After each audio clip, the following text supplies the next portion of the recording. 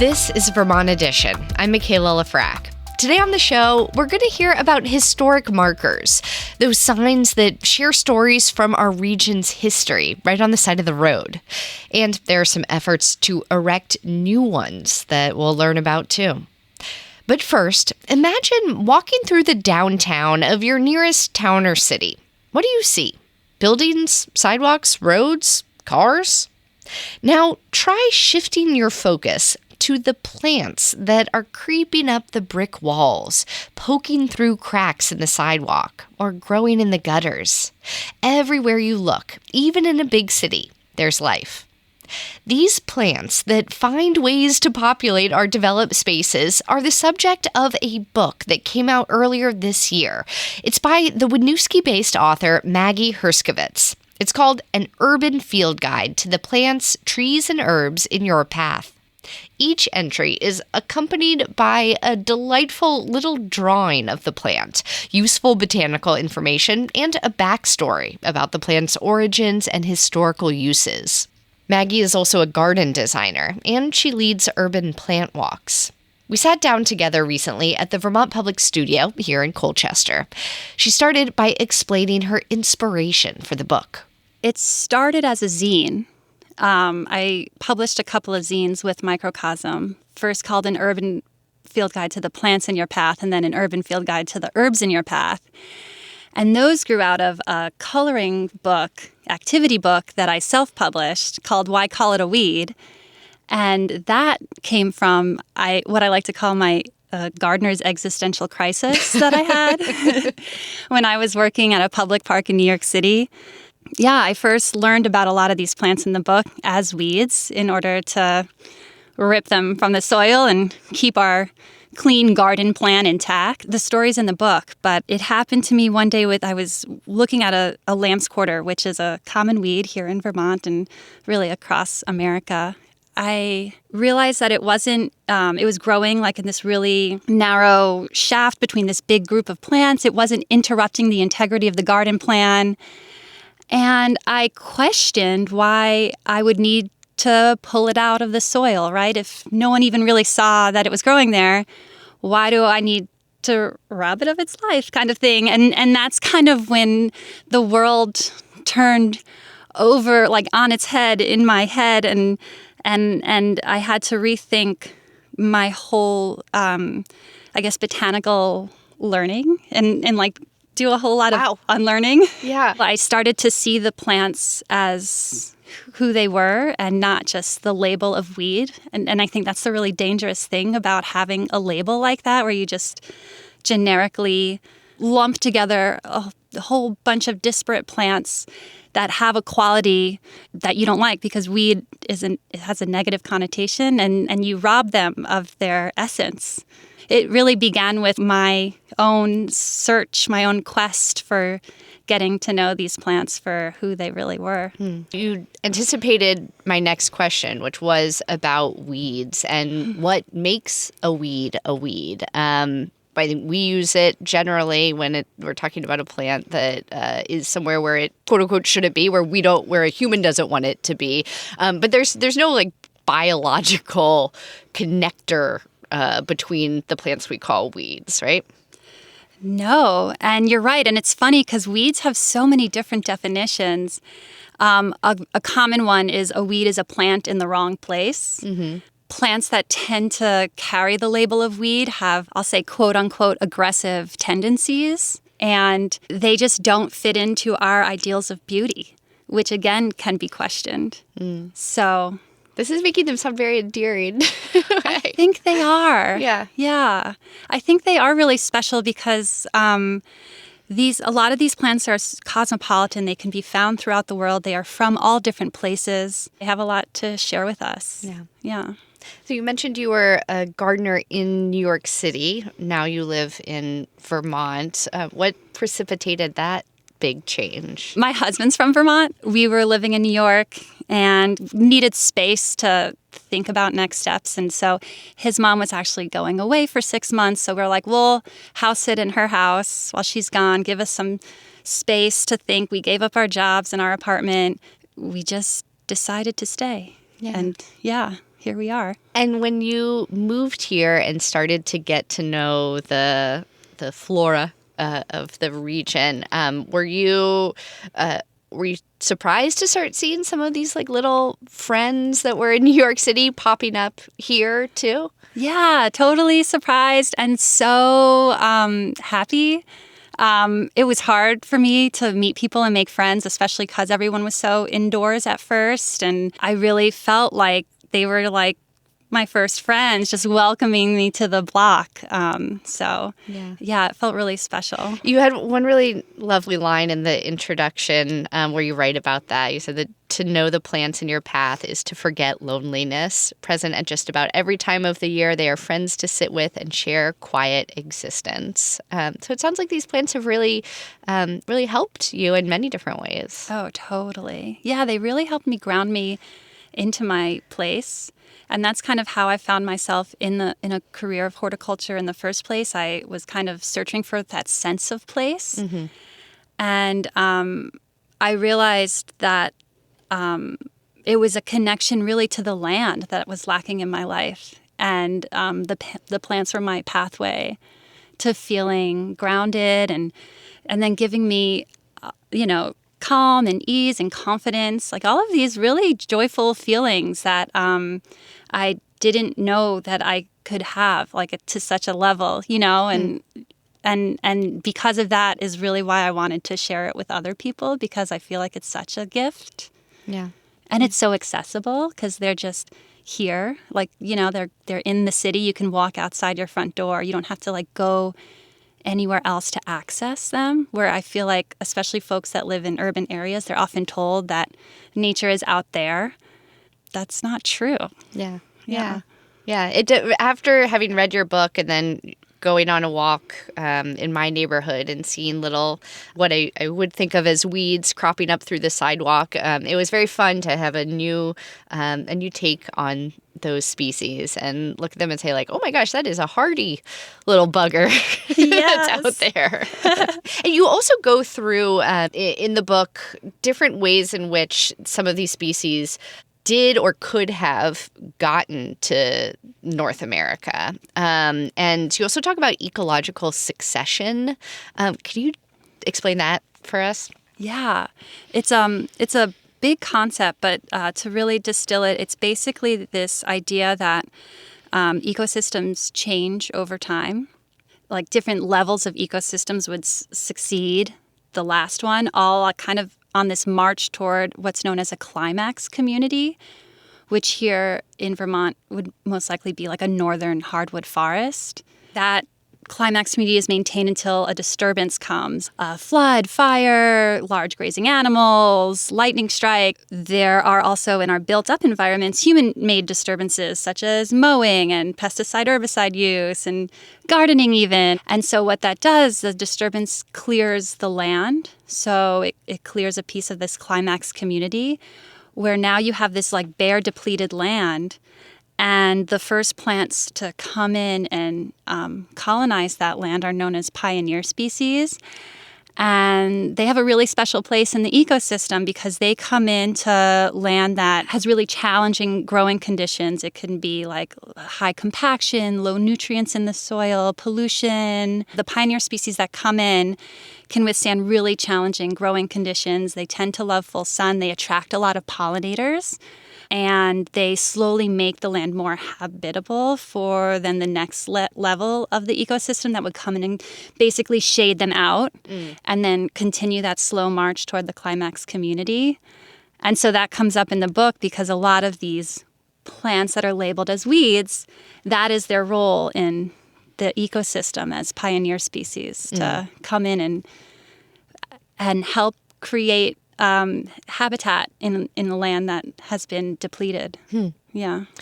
And this book is lovely because it's small, it's compact, yet still full of great drawings and things to help you, ground you in this journey. But I imagine it was a bit hard to figure out like what's going to go in here and what you have to leave out. How did you do that? Oh, that's a good question. I try to be really mindful about representation because a lot of pioneer species are in the Asteraceae family, which is like one of the largest plant families. So I tried to make sure I included different plant families. I tried to make sure I included different plant histories. So like plants that originally came from this land, plants that were brought intentionally from Europe to this land, plants that came unintentionally on the heels of European settlers here to this land, plants that were from different parts of the world. And of course, I included my personal favorites, but mostly I really tried to be mindful about the story that I was telling and making sure that as much as I could at that time include different voices, I guess. Yeah. What are your personal favorites? I have a couple like bookmarked here, including the quaking aspen, which is one of my favorite trees that you write about at the end of the book. But what are some of your favorites? I knew this question was coming. I think, so I have to say lamb's quarter because lamb's quarter started me on this journey. And I love stinging nettles. Why? Oh, I know any herbalist will say that they love nettles.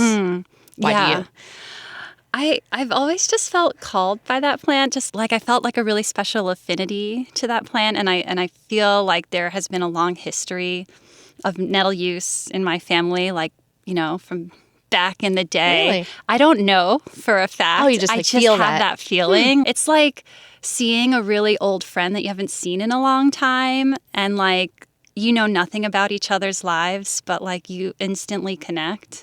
So, yeah. And also because it is like a highly nutritious and like amazing herb. So, yeah. Have you been able to find space here to cultivate a garden and stay close to your love of gardening? Yeah. It took me 3 years of relentlessly nagging my landlord to let me dig into his lawn that he finally did last year. So congratulations. Thank you.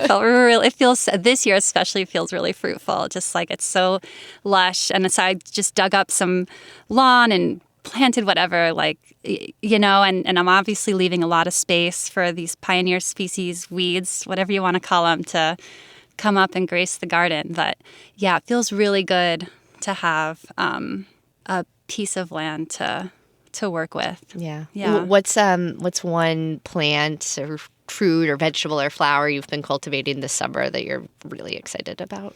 I guess I guerrilla harvested these they're sedum plants. It's a sedum autumn joy. I love those. Yeah, you see them everywhere. They sell them at the nurseries, and I was walking, there's this like little nature walk in Winooski, and I saw a whole clump of them growing in the woods. They must have escaped somebody's garden. So I dug up a couple of little plants from that group and put them in my garden, and this year they're just like, they're huge and they're flowering now. They go crazy here. Yeah, so that was fun. That's great. And Maggie, I also noticed that you dedicated this book to your grandmothers. Were they also lovers of plants and nature? They really were. And they also, my mom's mom grew up in Brooklyn, and my dad's mom came to New York in her 20s. And so they were very much, urban dwellers. And my dad's mom had this tomato garden in her backyard that she cherished. And my mom's mom, Clarice, she wrote lots of poems, and I remember she wrote a poem, Ode to the Dandelion. Oh. And one time she guerrilla harvested a little maple seedling from, I don't know, like a city park or something, and then planted it in front of her building complex. And now it's like this beautiful maple tree. Oh, so, wow. Yeah, it's funny. Even though maybe we didn't really talk about it so much, it was always just there in the air, that just like love of plants, and that plants and the city coexist, I guess. I don't know. Yeah. As I have learned about plants and gardening in the last couple years of my life, sometimes I could feel really intimidated, like going to a garden store or even just like searching online to learn about a specific plant or, the growing zone that I'm in. There's a lot of information, and there's a lot of master gardeners in this state, and it can feel overwhelming. But your book felt different. What was the tone that you were reaching for in putting together this book? The tone of the book, I really tried to make it be approachable and inviting. So folks who aren't plant nerds like me can feel, I guess, welcomed into the world of urban plants. And so, I really tried to keep it lighthearted and fun. Well, despite all that, I do want to say that underlying like the lightheartedness of the tone is that it is a serious matter, I feel like, for us right now to connect with the land that we live on. I think there are some big changes that need to happen within our value system, the way we treat the land, the way we treat each other. And I think that learning how to start right here at home and learning like to practice new ways of relating to the world with the plants in our path. I think it can be a really easy way of doing that. Outside the world of writing urban field guides to plants and trees and herbs, what else do you do, Maggie? So I've been gardening for over a decade now, and I recently started a business called Pathway to Plant. And it's like I do garden design, but also garden guidance. And it's and it's touching on exactly what you mentioned earlier, that overwhelm. I want to give people the tools that they need to work with the land on their own. And so, I do that through like one-on-one garden consultations, and and then people can work with me, different tiers, like I do recommended plant lists, or I'll make a whole garden map for someone. I will do the full garden install, but I always encourage people to join me on the crew too. I really want people to be involved in the work. And I do urban plant tours at Rail Yard Apothecary sometimes, and Winooski Library around town. So, Pathway to Plant. Awesome. We'll come find you. Yes, please do. Maggie Hersokvits lives in Winooski. Her book is called An Urban Field Guide to the Plants, Trees, and Herbs in Your Path.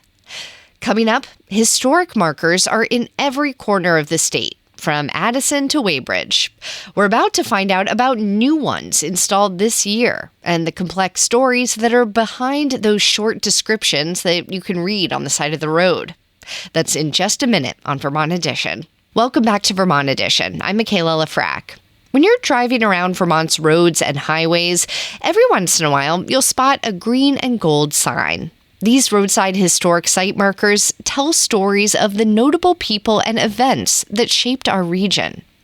But figuring out which stories to tell, and in only a short paragraph's worth of words, is a trickier process than you might realize. For the rest of this hour, we're going to listen back to a show from early June that we really loved, all about Vermont's historic site markers. Our guest was Laura Trieschman, Vermont's Historic Preservation Officer.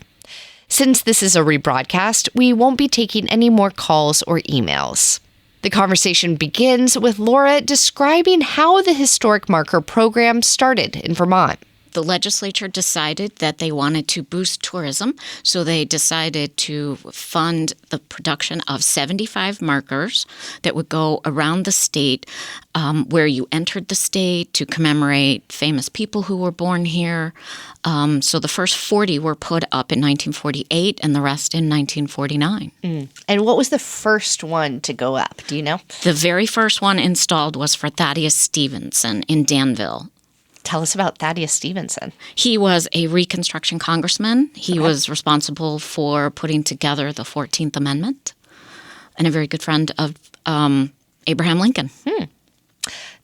Do you know about how these early markers were selected? Who was in charge of making these decisions? So it was what was then called the Division or the Department of State Historic Sites. And we were given the charge to identify these places. And of course, we got recommendations from legislators, as we still do today. And the markers were put up for Calvin Coolidge, Brigham Young. It also marked the military history in Vermont. our state historic sites like Mount Independence, Chimney Point, Calvin Coolidge State Historic Site. Those were the ones they identified. Sites, industries, towns, individual buildings like Rudyard Kipling's home in Brattleboro or Robert Todd Lincoln's home, Hildene, in Manchester. They were tourism markers. Mm-hmm. One that still remains is there's a few larger ones that still remain around in Vermont. They're very large. They tell Rogeby is the one that still exists, and it's more of an advertisement, and it tells you what time they're open. It's written like a newspaper headlines. A little bit like a billboard. Exactly, which we don't have. No. You mentioned Mount Independence, was it? That was one of the early historic markers to be installed. I'm not familiar with that. What is it? Oh, well, you're missing out on some great Vermont history. Tell me, Laura. Mount Independence is a state-owned historic site, so it's under the stewardship of the Division for Historic Preservation, and it's where the British and the Americans were occupying during the Revolution. It was captured and exchanged multiple times like Fort Ticonderoga. They're directly across the lake from each other. Across Lake Champlain. Yes. Okay. I also saw that one of the early historic signs was for a notable gentleman by the name of Joseph Smith, which is a unique part of Vermont's history. Could you tell us a little bit about him? Yes. So Joseph Smith, that marker is in Sharon. That was actually the very first marker produced. So it's listed as V1 in our inventory. Joseph Smith was born here, raised here, and then went out west and established the Mormon Church. Yes. Okay, so number one, Joseph Smith. Very interesting. Okay. So now there are, 330 some markers? We just ordered 343rd marker. Okay. And those are all in Vermont. Here's a fun fact. There's one outside Vermont. Can you tell us about it? There is one outside of Vermont. It's Cedar Creek, recognizing the 10th Cavalry of Vermont as they fought in the Civil War. So it's down in Virginia. Cedar Creek, the same as that enormous painting in the Montpelier State House. Yes, exactly. Okay. How did it get to be outside of Virginia? Can we start placing more of these in other states? I'm not sure other states would be all that happy with it, but Virginia was very excited because they embraced their Civil War history. It was a legislator and the state curator undertaking that to get that down there. If you have a historic marker in your town, perhaps you know a unique part of its history or another aspect of the story that it tells, call in at 800-639-2211. Or maybe there is a part of your town, a person, or a major historical event that you think should have a historic marker. You can learn how to do that. Pitch us your idea, though, right now at 800-639-2211. All right, so I am a Virginia girl. Grew up there, and wow, do they love Civil War history down there. So glad you brought that up.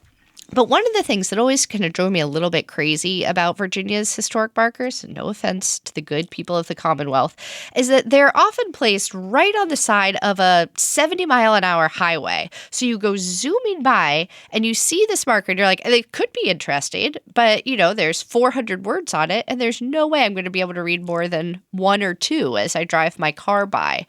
Is this a problem that you tried to address here in Vermont? Yes. As the daughter of a former race car driver who would not pass a single roadside marker, you can see I would have the same problem as a child. My brother, sister, and I were just like, wait, we're stopping here.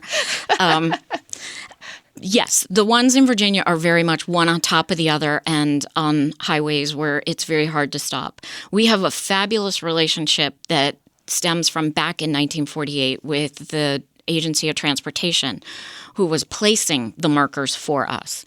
So we make sure that markers are placed in a location where you can pull over, that is safe, and where you can see them and get to them.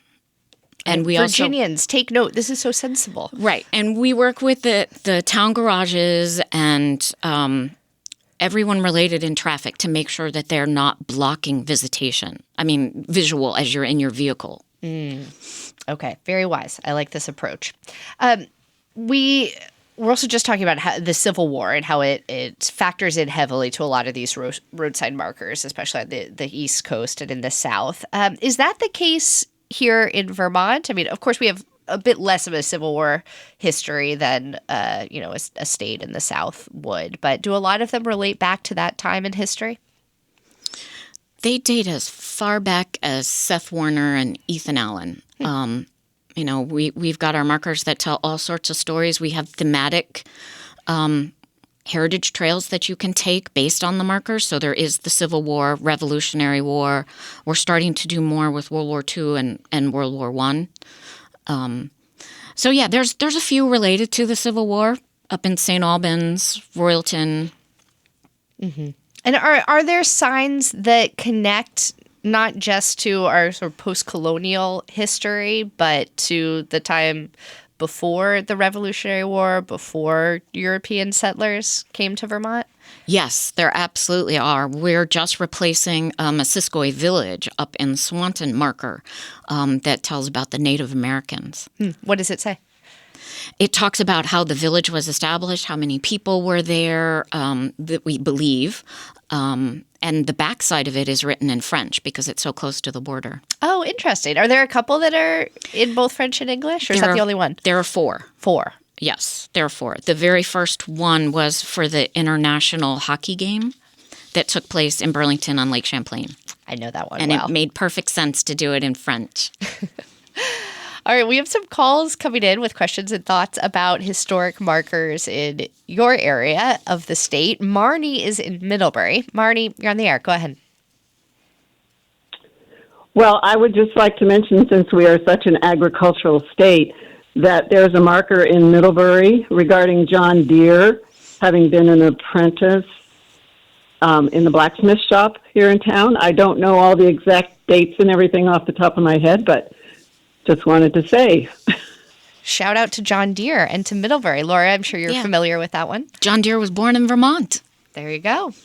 There's a lot of famous people born in Vermont, and they go off and do these wonderful things for our country, for our industries, economics, our history. And without these roadside markers, nobody would know. Maybe that's why John Deere's colors are green and yellow. I'd like to think so. Just like our university.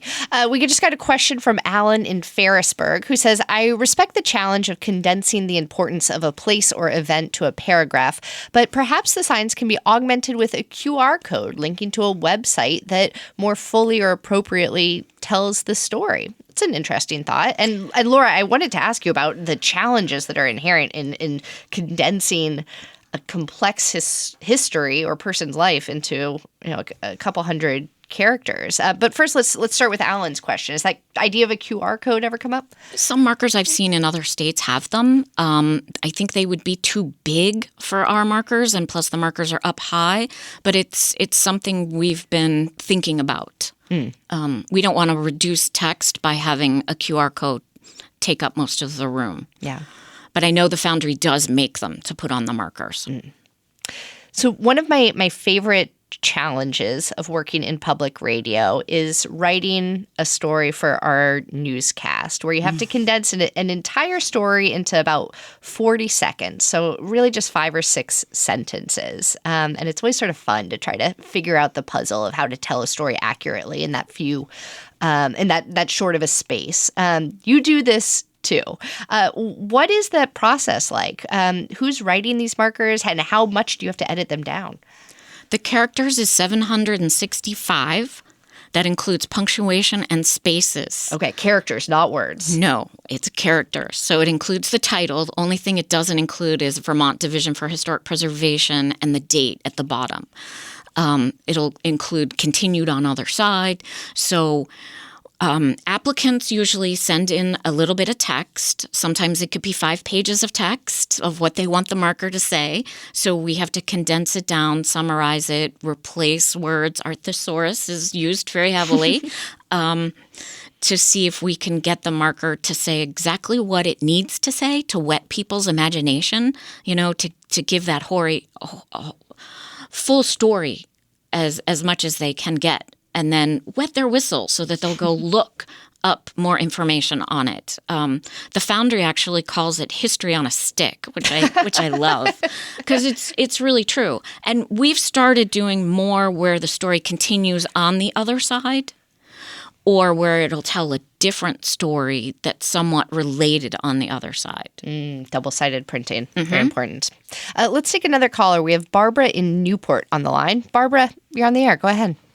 Oh, Barbara, I'm so sorry. We are not able to hear you. It sounds like you have a bad connection. I see in the notes from our call screener that you wanted to bring up the marker in Newport that has a tie to restorative justice. Barbara, if you're able to come back or call back with a different line, that would be great. But let's see if our guest knows about this marker. Oh, yes. That is the first reparative probation case that took place in the United States, and that's up in Newport. And that's another example of French on the opposite side because of its location. Reparative probation. Tell us more about this case. So it was a legal case that resulted in kind of a unique sentence, generally? Yes, okay. And set a standard. Wow. Vermont history in lots of different realms. Let's stop here for a short break. We're talking with Vermont's Historic Preservation Officer, Laura Trieschmann. We'll hear more about local historic markers and the story behind them in just a minute. This is Vermont Edition. Stay with us. Welcome back to Vermont Edition. I'm Michaela Lafrac. This hour, we are learning about the stories behind the stories that are told on Vermont's roadside historic markers. Our guest is Vermont's Historic Preservation Officer, Laura Trieschmann. This is a rebroadcast of a conversation we had back in early June, so we're not taking any more calls or emails. We'll pick the conversation back up with Laura talking about the removal of historic markers due to factual inaccuracy or differing interpretations of history. Vast majority of the ones we've taken down are related to first white settlement, where it'll say the first settlement here in Vermont. And that's not respecting the Native American history that we have. Do you know how many have been taken down or any examples of other ones? I think there are 4 that have been taken down. The Missisquoi Village was one of those. We wanted to present that respectfully and correctly. But we also recognize that not all of these stories are comfortable. We just need to make sure that we're using the right language, the right presentation of these histories. Well, the state has recently put in place 15 new historic site markers, and I'd love to hear some of the stories behind these. Now, you brought up, I think you were beat serious, that your dad was a race car driver, or did he just drive really fast? No, he was a race car driver. Wow. Okay, so then that makes me want to start with the Devil's Bowl Speedway in West Haven, which is New England's fastest dirt track. Can you tell us about this? This is one of my favorite markers because it was brought to us by a student from Middle Union High School. It was a project that she wanted to put forward. So Josie brought us the text for several markers. The review of them settled on the one for Devil's Bowl Speedway in West Haven. And she even brought it to History Days. She did a full-size mock-up because the marker wasn't ready yet for History Days. So then after the text was approved by the Advisory Council on Historic Preservation, with some tweaking to make it fit, we sent it to the Speedway's historians, and they corrected some of the facts that we had gotten from the newspapers on the history of the Speedway. And so we're really excited. Journalists are never wrong. I'm sorry. Sometimes. All right. So they corrected a couple facts. And so I'm really very excited that this marker will go up this summer. Let's take some more callers. We have lots of folks calling in with thoughts about Vermont's historic markers. There is Michael in Windsor. Michael, you're on the air. Go ahead. Hi, Michaela. That was really fast. I would like to nominate Windsor as the site of the invention of the Henry rifle, the first repeating rifle. It was invented by Benjamin Tyler Henry in what is now the American Precision Museum. And the significance of it was, since it was a repeating rifle, it gave the Union soldiers greater advantage during the Civil War, and the Southern soldiers complained about the Henry rifle. They said, that damn Henry rifle, the Yanks loaded on Sunday, and they shoot us all week. So it could be considered controversial because it's about a firearm, but the Henry rifle was invented in downtown Windsor. Controversial, but part of our state and national history. Laura, have you heard of this? No, I haven't. But that's what I love about the historic site markers. With each application or suggestion, I'm just like, really? I love that. Let's learn more. So what is the process for somebody like Michael who might want to formally submit this idea? We have an application process that's on our website, and then it goes to a small committee that reviews to make sure it meets the criteria, event, person, or architecture or community development. And then we work with the applicant to verify the facts. We like a lot of backup if possible. We do a little bit of research on our own, and then we start pulling it down to 765 characters. All right. Well, Michael, submit away. Thank you for calling in. Let's go next to Barbara in Newport, who called in earlier. Barbara, can you hear us now?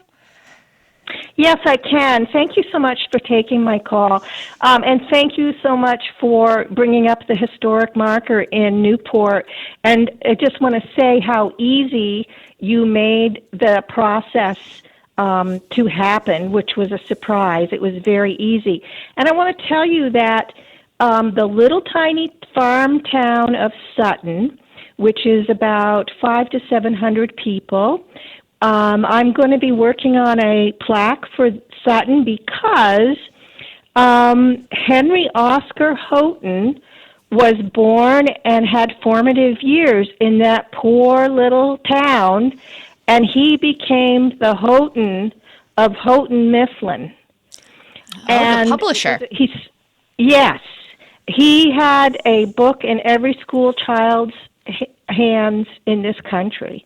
And he served as a printer's devil in Burlington. And then he became mayor of Cambridge, I think, Mass. And he was such an esteemed person that there is a biography of him written by Horace Scudder. So that is coming to you. Oh, excellent. I can't wait for that. Thank you so much, Barbara, for calling in. And now we have Melody down in Chester. Melody, you're on the air. Go ahead. Hi. So I got really excited about this because I stop and I look at all the historical markers. I love them. And I happen to know that the students at the Expeditionary School at Black River up in Ludlow are going to be working on a history project to have one of the, I love this, history on a stick markers erected in front of the house that belonged to Ida Mae Fuller, who lived in Ludlow, and she was the first person to receive a monthly Social Security check, and the first one she received was January 31st, 1940, for $22.54. And she was 65 years old, and she had worked as a secretary. And I just think it's such a great project for the high school students and the students there, junior high also. Thank you so much for calling in, Melody. I actually did know about Ida Mae, and I have a folder of ideas, and that one was in there. So I'm really excited to be getting that application. Do you often hear from kids or school groups, Laura? Yes, absolutely. Ideas are coming in every day. Faster than you can Faster type than them we up. can keep up, and yes, definitely. Let's hear about another one of the new historic markers that are going in. Could you tell us about Sylvia and Charity? Oh, yes. This is a wonderful marker. This is a perfect example of people mentioning it to me. There should be a marker for Sylvia and Charity. And I just was like, who are these ladies and why? So this is a same-sex couple in early America in Weybridge. We know they had a farm. They met in 1807, and they lived and were accepted as a couple. They're buried under a single headstone that is quite beautiful. They are also depicted in an 1810 double silhouette. And this is believed to be the earliest depiction of a same-sex couple in America. So this is an example of people mentioning an application to me, and me reaching out to the Henry Sheldon Museum because they have some of their artifacts and an exhibit, and then the ball rolling together of us pulling the marker text together. And this is well-timed because it's Pride Month. Absolutely. And that one's going to be dedicated this month on June 21st. Great. Let's go back to the phones here. We have Dan in Brattleboro. Dan, you're on the air. Go ahead. Hi, thanks. I just found out through the miracle of genealogical websites that I had an ancestor that was present at the building of Fort St. Anne. And I was wondering if the guests had any information about any memorial that's up there. There is a marker at the site of the French fort, and it also is in French on the opposite side. What happened at Fort St. Anne? This was a French fort. Yeah. They just were it's just doing the fort site stuff. it's up in Isle of Lamont, and there are several forts around our state. Revolutionary War, before that even, that mark our history and protect our territories before we became Vermont. Laura, did you come from a family where you were taught often about history? Was your dad or mom someone who would take you to these forts or older historical places? Was that a value in your family? Absolutely. My father could not pass by a Civil War battlefield. He would say we'd never been here, and we would be like, yes, we have. We still have the brochures from the last time we were here. And my mother cannot pass by a historic house. It's difficult driving with her because she's always like, well, look at that one. Look at that one. I'm like, yes, I see. So when did it switch from being something that as a kid, you'd roll your eyes at to a pastime that became a career? My mother identified historic preservation as my path, and I fought that, and then finally admitted when I was in college that she was right. Ugh, mothers. They know. We have Jill calling in from Waitsfield now. Jill, go ahead. Hi, Michaela. I was wanting to know if your guest knew anything about the population center marker in Warren on Plunkton and Bragg Hill Road. Just something taken by the U.S. Census. I see in the notes here, Jill, that it says it looks like the writer was maybe smoking weed or a little being a little silly. When you read it, you're like, what? It basically says, this would be the population center if things were different, if there were no mountains, but it's an official placard. So I was wondering if this lady knows anything about it. Oh. I don't completely off the top of my head. That is on my list of I need to look into markers. Yes. I don't. I don't. The Warren Population Center. Okay, well, if anybody else does, I'm guessing we have some listeners in that area right now. You can call in at 800-639-2211. That sounds fascinating. Let's go back to some of these new markers that are going in. Ralph Waldo Ellison, who is the author of the novel Invisible Man, wrote that book while he was in Vermont, something that many folks might not know because he wasn't born in Vermont, but this state meant a lot to him. Can you tell us about that new marker? Yes, he started writing it here. It took him 5 years to actually write it. He met John and Emily Bates, who had a farm in Fayetteville. He met them down in Harlem. They invited him up to relax. He was in the military, so he was a merchant marine on leave. And he just became obsessed with these thoughts in his head and wanted to get them down on paper. So took some time in the barn, which unfortunately no longer stands, that's on their property, and started writing it out. Wow. That's amazing. So do you know where the idea for this one came from? Yes, that was Rabbi Michael Cohen who reached out to me. He'd heard a story of Ralph Waldo Ellison on Vermont Public. Oh. And said, you need a marker. And I said, yes, we do. Here's the application. Well, we actually do have some text about that Warren marker that a caller, Jill, had mentioned just a couple of minutes ago, and I just want to read just for listeners who might not know what we were referring to. This is a marker that says, in part, this would be the point where the state of Vermont would balance perfectly if it were flat and weightless, and all of its 608,827 residents, based on the 2000 census, were of identical weight. Now, that is a real thought experiment right there. Yeah, that's a brain teaser. All right, let's look into that one. But you can't take it down. That's so weird and great. Right. Okay. All right. As long as we're in agreement. Are there any other new historic markers that you'd like to draw attention to today, Laura? I know there's many of them. Yeah, there's quite a few going up. Seth Warner, who's a Revolutionary War hero, is finally getting a marker down in Bennington on Monument Circle. We've got the Grand Army of the Republic Highway that was placed in Cambridge. A couple of ski markers, Prosper Ski Lodge and Long Trail Lodge. Long Trail actually went right through the lodge, which no longer stands. And when I got the application, I was like, this must be a typo. I need to fix this. And I reached out to the applicant, and they were like, no, it actually went right through the lodge. So these are great histories to learn. Burlington Country Club, I was just like, no, because then we'll start putting markers up at all the country clubs. But it turns out that's the only Vermont club designed by very prominent golf club designer Donald J. Ross. And on the opposite side, we were able to put the Wabanaki Golf Club, which no longer stands. So there's two stories right there.